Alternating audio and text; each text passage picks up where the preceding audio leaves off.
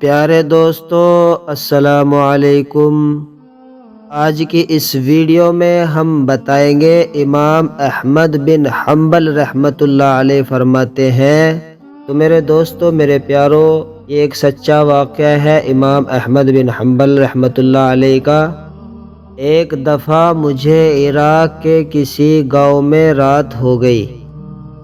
میں ایک مسجد میں گیا، لیکن چوکیدار نے مجھے وہاں سے نکال دیا۔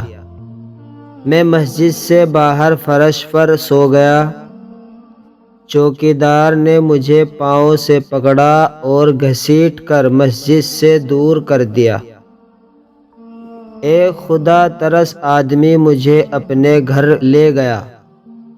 وہ شخص چلتے پھرتے، اٹھتے بیٹھتے ہر وقت استغفار پڑھتا تھا۔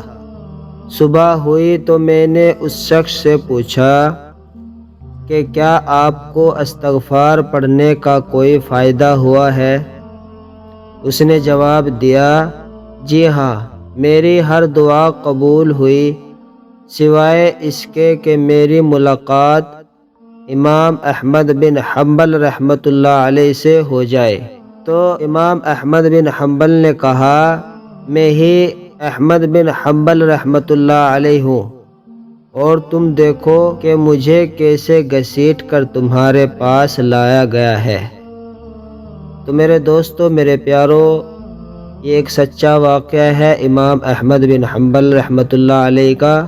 اگر آپ ایسی ہی اور ویڈیوز دیکھنا چاہتے ہیں تو ہمارے چینل عادل وائس آفیشیل کو سبسکرائب کریں، بیل آئیکن کو پریس کریں تاکہ آنے والی ویڈیو سے آپ باخبر رہ سکیں ایسی ہی ویڈیوز دیکھنے کے لیے۔